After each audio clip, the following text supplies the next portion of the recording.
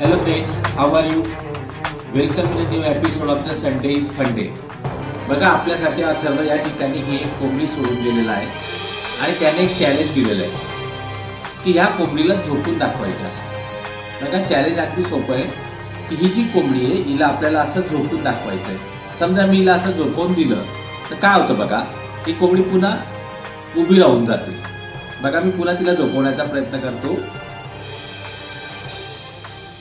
बघा ती काय होते, पुन्हा उभी राहून जाते. आता ही जी कोंबडी आहे हिला आता मी झोपवून दाखवतो बघा. आणि आता ही जी कोंबडी आहे ही अशी उभी राहणार नाही, आता ही झोपून जाईल बघा.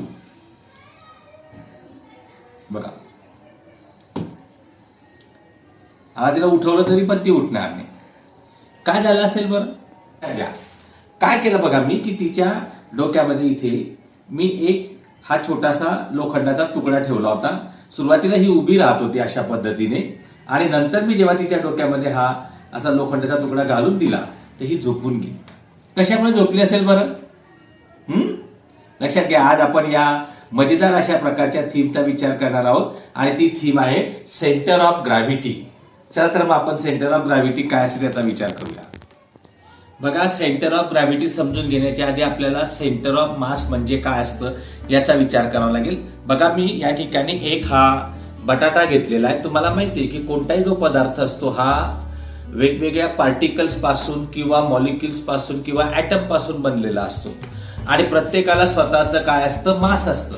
आता याच्यामध्ये सुद्धा नंबर ऑफ अशा प्रकारच्या सेल्स असतील किंवा आपण ज्यांना पार्टिकल्स असं म्हणू शकतो आणि अशा पार्टिकल्स पासून हा पदार्थ बनलेला आहे. आता याचं स्वतःचं मास म्हणजे काय असतं मग, तर याच्यामध्ये असलेल्या सगळ्या प्रकारच्या सेल्स किंवा ज्यांना मी पार्टिकल्स म्हणतोय त्या सगळ्या पार्टिकल्सच्या मासची बेरीज, सगळ्या पार्टिकलच्या मासची सम म्हणजे याचं स्वतःचं मास आहे. समजा आता मी एक काम करतो की याचे 2 तुकडे करून टाकतो. म्हणजे काय झालं, its mass is divided into 2 parts. बघा आता याचं जे मास आहे हे डिवाइड झालेलं आहे, 2 भागामध्ये डिवाइड झालेलं आहे. समजा आता मी काय करतो बघा, आपल्याला centre of mass he concept समजून घ्यायची. या ठिकाणी मी एक ही काडी घेतो आणि ही काडी मी या ठिकाणी टोचून देतो बघा. आता असं कल्पना करू की ही जी काडी आहे हिला तेवढं मास नाहीये जेवढं मास या बटाट्याच्या तुकड्यांना आहे. बघा या पद्धतीने मी जोडून दिलं आणि त्याच्यानंतर आता मी या दोघांना बोटावरती स्थिर करण्याचा प्रयत्न करणार. बघा या ठिकाणी काय होतंय, इकडे जास्त होतंय, मग मी काय करेल असं सरकवत जाईल आणि सरकवत गेल्यानंतर या ठिकाणी तुमच्या असं लक्षात येईल बघा की आता हे बोटावरती स्थिर झालेलं, म्हणजे आता या मासला सुद्धा खाली ग्रॅव्हिटेशनल फोर्स ओढतोय, या मासला सुद्धा ग्रॅव्हिटेशनल फोर्स ओढतोय, परंतु सेंटर जो आहे या सेंटरला दोन्ही जे मास आहेत हे दोन्ही मास काय झालेले आहेत, बॅलन्सिंग झालेलं आहे. लक्षात घ्या, हा जो पॉइंट असणार आहे, मास ऍक्च्युली इथे आणि इथे आहे, पण हा जो पॉइंट असणार आहे असा एक इमॅजिनरी पॉइंट असेल की जिथे ही जी टोटल सिस्टीम आहे, 2 बॉडी सिस्टीम या ठिकाणी आलेली आहे. या बॉडीचं मास कुठे असेल अशी जर आपण कल्पना करायची ठरवली तर तिचं मास या ठिकाणी असेल. That is called as a centre of mass. येतं लक्षात तुमच्या? तर या ठिकाणी जर सेंटर ऑफ मास असेल आणि लक्षात घ्या बॉडी जर लहान असेल तर सेंटर ऑफ मास ज्या ठिकाणी असेल त्याच ठिकाणी ग्रॅव्हिटेशनल फोर्स लागेल, म्हणून त्याला आपण काय म्हणणार, सेंटर ऑफ ग्रॅव्हिटी असं म्हणणार. बघा या ठिकाणी आपण त्याला अगदी धारदार वस्तूवरती सुद्धा अगदी व्यवस्थित अशा पद्धतीने तोलून धरू शकतो या पद्धतीने. बघा आता मी काय करतो बघा की 2च्या ऐवजी आता 3 मास मी करणार. म्हणजे मी काय करेल, आता हा जो काही बटाटा आहे याला पुन्हा कापून टाकेल या पद्धतीने आणि याला कापून टाकल्यानंतर आता मी आणखीन एक वेगळ्या प्रकारची सिस्टीम तयार करतो. बघा या ठिकाणी आता या बटाट्याला मी इकडनं या पद्धतीने आणि इकडनं या पद्धतीने 2 काड्या खोचून घेतलेल्या आहे आणि या 2 काड्यांना या ठिकाणी हा एक बटाटा लावून देतोय मी आणि हा दुसरा बटाटा सुद्धा या ठिकाणी लावून देतो. आणि माझ्या सोयीसाठी आणखीन एक काम मी करणार आहे की एक छोटी लाकडाचा जर काही तुकडा असेल, हा छोटा लाकडाचा तुकडा किंवा काडीचा तुकडा इथे घेऊन मी त्याला इथे लावून देतो. बघा या पद्धतीने आता 3 मास तयार झालेले आहेत, या ठिकाणी 3 भाग झालेले आहेत. समजा मी त्याला याच्यावरती धरलं तर तुमच्या असं लक्षात येईल की ही सिस्टीम बऱ्याच मोठ्या प्रमाणावरती बॅलन्स झाली. बघा ही सिस्टीम पडत नाहीये. याचं कारण काय? आता 3 मास या ठिकाणी आहेत.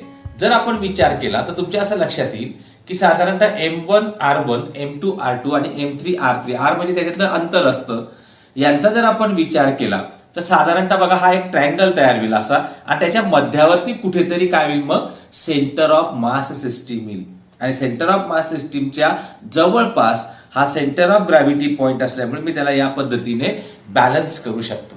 मजा येते ना? चला आपण आणखी त्याच्यामध्ये मजा करूया. बघा आता माझ्याकडे काय बघा, एक रबरचा तुकडा आहे आणि दोन खाण्याच्या टेबलावरचे माझ्याकडे काटे आहेत आणि एक माझ्याकडे लाकडाचा छोटासा तुकडा आहे किंवा काडीचा तुकडा आहे. आता या रबरमध्ये मी या ठिकाणी हा काडीचा तुकडा जर हा बसवून घेतो म्हणजे मला हे टोकदार या ठिकाणी कामात येणार आहे. त्याच्यानंतर बघा आता हे जे प्रॉन्ग्स आहेत किंवा हे जे काटे दिलेले आहेत, हे काटे मी या ठिकाणी आता लावून घेतोय. एक काटा मी या ठिकाणी ह्या पद्धतीने लावलेला आहे आणि दुसरा जो काटा असेल हा या पद्धतीने इथे लावून घेईल. बघा आता काय झालेलं बघा, की काट्यांच्या बाबतीमध्ये तुम्ही पाहिलं असेल की जवळजवळ इथे सेंटरला कुठेतरी याचा सेंटर ऑफ मास येईल आणि इथे मी तो त्याच्या वरती थोडासा पॉइंट धरलेला असल्यामुळे या ठिकाणी तुमच्या असं लक्षात येईल आता की बघा ही जी सिस्टीम आहे ही सिस्टीम हळूहळू बॅलन्स व्हायला लागते. तुमच्या असं लक्षात येईल की ही एका बाजूला थोडीशी जास्त आहे, झुकलेली आहे. मग मी काय करतो बघा की याला थोडंसं तिरप करतो असं. बघा आता काय होईल बघा, तर ही बॅलन्स व्हायला सुरुवात होते. ही जी सिस्टीम असते that system is a balance.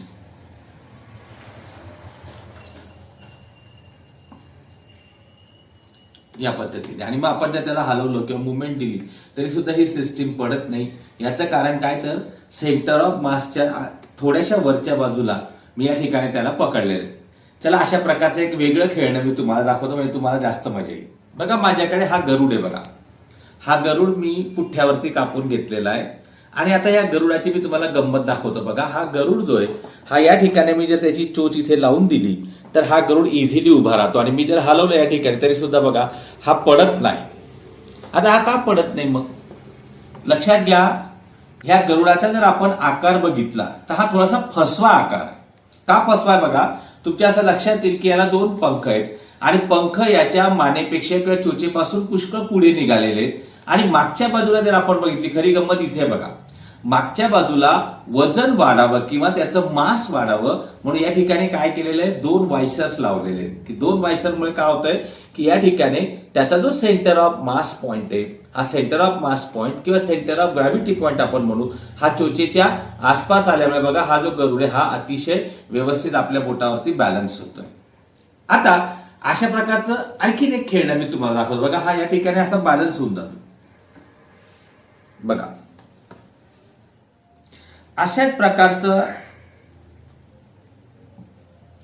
प्रकारची एक वस्तू तुम्ही बघितली असेल. बघा माझ्याकडे हा हनुमान आहे. बघा दिसतोय, हा असा हनुमान तुम्ही पाहिला असेल. या हनुमानाचं जर तुम्ही नीट निरीक्षण केलं तर तुमच्या असं लक्षात येईल की बघा या गदेमध्ये जास्तीत जास्त या ठिकाणी त्यांनी मास ठेवण्याचा प्रयत्न केलेला आहे. त्याच्यानंतर इथे हा जो डोंगर दाखवलेला आहे याच्यामध्ये मास ठेवलाय आणि पायांचा भाग जो आहे तो लांब केलेला आहे की ज्याच्यामुळे त्याच्या मानेजवळ त्याचा सेंटर ऑफ ग्रॅव्हिटी पॉइंट येतो आणि हा अतिशय बॅलन्स अशा पद्धतीने राहू शकतो. याचा अर्थ काय झाला की सेंटर ऑफ ग्रॅव्हिटी पॉइंट जो आहे त्या सेंटर ऑफ ग्रॅव्हिटी पॉइंटमुळे याचं जे बॅलन्सिंग आहे हे बॅलन्सिंग राहत असतं. आहे की नाही मजा? बघा मित्रांनो, तुम्ही सर्कस बघितली असेल आणि सर्कसमध्ये वेगवेगळ्या प्रकारच्या ज्या कर्तबी असतात त्या कर्तबी बघितल्या असतील. कधी कधी काय होतं की दोरीवरती एखादी बाई चालते, एखाद्या वेळेस दोरीवरून सायकल चालवली जाते. त्याच्यानंतर तुम्ही असं पाहिलं असेल की वेगवेगळ्या प्रकारच्या जम्पिंग केल्या जातात. तर ह्याच्यामध्ये सेंटर ऑफ मास आणि सेंटर ऑफ ग्रॅव्हिटीचा खूप मोठ्या प्रमाणावरती वापर होत असतो. चला तुम्हाला मी सर्कशीतलं एक खेळ दाखवतो. बघा या ठिकाणी ही खेळण्यामधली दिदी आपल्याकडे आहे आणि ही जी दिदी आहे ही या सायकलवरती कशी चालते आपण आधी त्याचा मजा घेऊ. बघा या ठिकाणी ही दोरी माझ्याकडे आहे आणि बघा आता ती पूर्णपणे बॅलन्स होऊन जाणार. दिसतंय, ही पूर्णपणे बॅलन्स झालेली. आणि बघा आता सुरुवातीला आपण ही सर्कशीमध्ये कशा पद्धतीने पुढे सरकते त्याचा मजा घेऊया आणि मग आपण तिच्या मागचं जे तत्व आहे ते तत्व समजून घेऊया. बघा काय या ठिकाणी एक सायकलीवरती एकच चाकाची सायकल आहे आणि एका चाकाच्या सायकलीवरती आता ही जी बाई आहे ही बाई उभी आहे आणि आता ही कशा पद्धतीने चालते त्याचा विचार करू आपण. बघा या पद्धतीने पुढे पुढे सरकत जाते आणि समजा मी जर त्याला इकडे करून दिलं तर ही या पद्धतीने इकडे पण येऊ शकते या पद्धतीने. म्हणजे ती याच्यावरती इझिली चालू शकते जर तिने सायकलचं चाक फिरवलं तर. आता या ठिकाणी काय होतं का समजा मी याला हलवलं सुद्धा तरी सुद्धा ही पडत नाही. बघा इथे तुमच्या लक्षात येईल आता की मी जरी हलवण्याचा प्रयत्न केला तरी सुद्धा ती पडत नाही पण इझिली ती मूव्ह होऊ शकते. आता मूव्ह का होऊ शकते? एकतर तिने स्वतःला बॅलन्स करण्याचा प्रयत्न केलेला म्हणजे तिचा जो हात आहे तुमच्या लक्षात येईल की तो एक हात लांब केल्यामुळे तिचा जो काही सेंटर ऑफ ग्रॅव्हिटी पॉइंट असणार आहे तो सेंटर ऑफ ग्रॅव्हिटी पॉइंट तिने बॅलन्स करण्याचा प्रयत्न केलाय. आणि आणखीन एक गंमत आहे, सगळ्यात महत्वाची गंमत इथे बघा काय आहे. बघा हे जे खेळणं तयार केलं गेलेलं आहे तर याचा सेंटर ऑफ मास पॉइंट कुठे आपण ते बघूया. बघा तुमच्या लक्षात येईल की याचा सेंटर ऑफ मास पॉइंट इथे नाहीये. बघा हे खाली होत आहे, हे बघा म्हणजे याचा सेंटर ऑफ मास पॉइंट जो आहे हा सेंटर ऑफ मास पॉइंट पुष्कळ खाली म्हणजे हे जे लावलेलं आहे हे जड वजन लावलेलं आहे. तुम्ही बघितलं असेल की ज्याच्यामध्ये सर्कशीमध्ये खालच्या बाजूला एखादी मुलगी बसलेली असते म्हणजे वरच्या बाजूला मुलगी पुन्हा खालच्या बाजूला मुलगी असते की त्याच्यामुळे खालची मुलगी जी असते त्याला बॅलन्स करते आणि सेंटर ऑफ मास पॉइंटच्या वरच्या बाजूला कुठेतरी या सायकलचं व्हील असतं ते फिरतं किंवा दोरी असते ती दोरी असते की ज्याच्यामुळे काय होतं मग की ती पडत नाही. लक्षात घ्या म्हणजे अशा पद्धतीने ही जी असते ही सायकल आपली बॅलन्स करू शकते. मजा आहे की नाही? चला आणखी मजा करूया आपण. बघा एक पतलूराव आहेत आपल्याकडे, हे पतलूराव आहेत बघा. आणि ह्या पतलूरावची मी तुम्हाला थोडीशी गंमत सांगतोय की एके दिवशी त्याला व्यायाम करण्याची हौस आली आणि व्यायाम करण्याची हौस आल्यावरती त्याने काय केलं आपल्या वजनापेक्षा जास्त वजनाचे डंबेल काय केले उचलून घेतले आणि डंबेल उचलून घेतल्यानंतर काय गंमत झाली बघा. पतलूराव कसे होऊन गेले? उलटे होऊन गेले. कारण काय? वजन खालच्या बाजूला गेलं, मास जास्त खालच्या बाजूला गेलं आणि हे टेबलवरती लटकून गेले. अशा पद्धतीने तुमच्या असं लक्षात की प्रत्येक ठिकाणी कुठेतरी सेंटर ऑफ मास पॉइंट आपण बॅलन्स करत असतो आणि त्याच्यामुळे सेंटर ऑफ ग्रॅव्हिटी जी आहे या सेंटर ऑफ ग्रॅव्हिटीला बॅलन्स केलेला असल्यामुळे आपण त्या वस्तूला स्थिर ठेवू शकतो. आहे ना मजा? तुम्ही ट्रक बघितला असेल. ट्रक मध्ये काय असतं? चाकं खालच्या बाजूला असतात आणि पूर्ण ट्रक हा चाकांच्या वरच्या बाजूला असतो. परंतु तुम्ही जर रेसर कार बघितली, बघा या ठिकाणी माझ्याकडे रेसर कारचं मॉडेल आहे. तुमच्या असं लक्षात येईल की रेसर कारचे जे चाक असतात हे साधारणतः जो रेसर असतो किंवा रायडर असतो त्याच्या जवळपास बॉडीच्या आसपास त्याचे चाक येतात. म्हणजे याची उंची काय असते? एकदम कमी असते. का बरं रेसर कारची उंची कमी ठेवलेली असेल बरं आणि ट्रकची उंची का बरं जास्त असेल? लक्षात घ्या ट्रक हा साधारणतः 70-80च्या स्पीडपेक्षा जास्त स्पीडने जात नाही, परंतु ही जी रेसर कार असते ही 300 ते 400 किलोमीटर पर आवरने जात असते. अशा वेळेस ही जी गाडी असते ही पलटण्याची शक्यता खूप जास्त असते आणि ही गाडी पलटू नये म्हणून तिचा जो सेंटर ऑफ ग्रॅव्हिटी पॉइंट असतो हा जास्तीत जास्त जमिनीकडे ठेवलेला असतो. मग आता तुमच्या एक गोष्ट लक्षात येईल की मनुष्य चालताना पडतो. बघा पडतो की नाही? कारण काय? मनुष्याचा सेंटर ऑफ मास पॉइंट हा जमिनीपासून पुष्कळ वरती आहे. पण तुम्ही बघितलं असेल की मांजर चालता चालता पडते का कधी? अजिबात पडत नाही. याचं कारण काय? तर मांजरीची जी उंची आहे ती कमी आहे आणि तिचा सेंटर ऑफ मास पॉइंट काय मग किंवा सेंटर ऑफ ग्रॅव्हिटी पॉइंट हा जमिनीपासून कमी अंतरावर असल्यामुळे 4 पायांवरती चालणारे जे काही प्राणी असतील हे पडत नाही, पण 2 पायावरती चालणारा मनुष्य अनेक वेळा काय होतो? पडून जातो. इमारतींच्या बाबतीमध्ये सुद्धा तसंच होत असतं.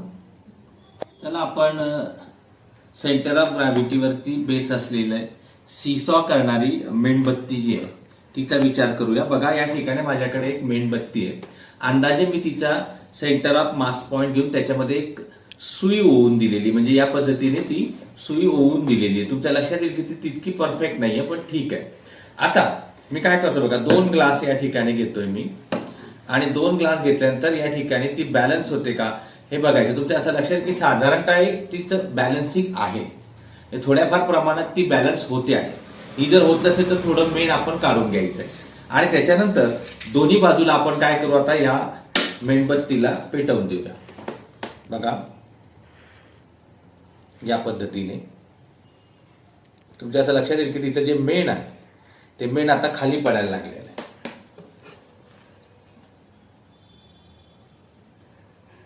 बघा आता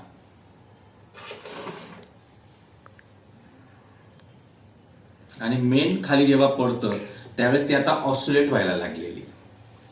बघा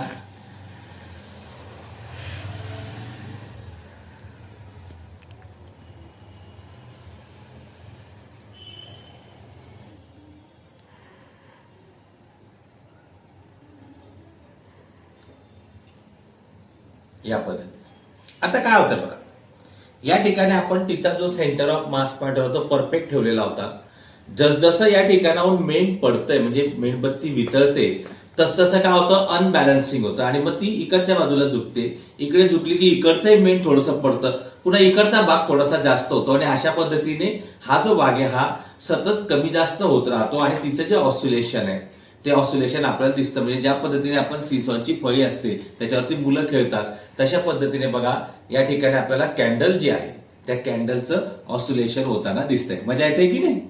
तुम्ही सुद्धा घरी करून बघा. खूप सोपा प्रयोग आहे. आपल्याला फक्त एक कॅन्डल पाहिजे, एक सुई पाहिजे आणि 2 ग्लास पाहिजे आणि आगपेटी पाहिजे.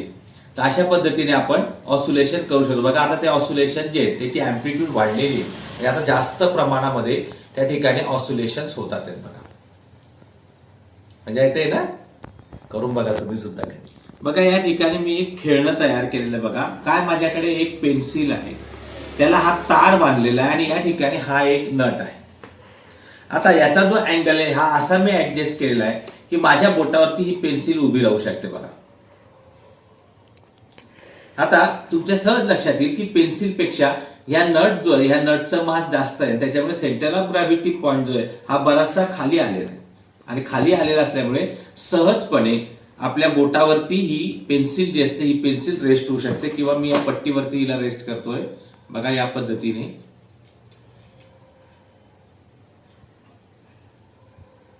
हे बघा अत्यंत इझिली ती रेस्ट होऊ शकते. तुम्ही सुद्धा घरी करून बघा.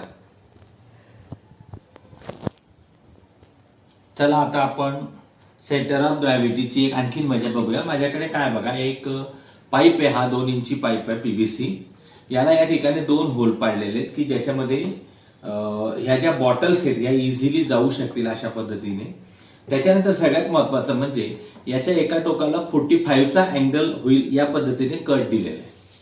आता मी किती प्रयत्न केला तर हा असा तिरपा उभा नाही राहू शकत. बघा कारण जास्तीत जास्त मास या बाजूला येत असल्यामुळे हा उभा राहू शकत नाही.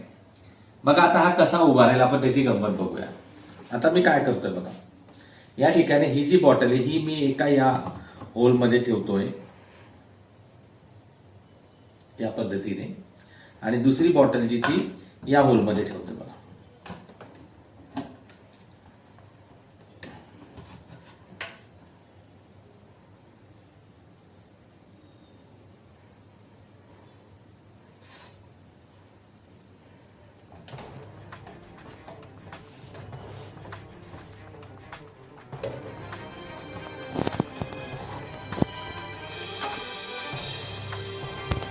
बघा बघा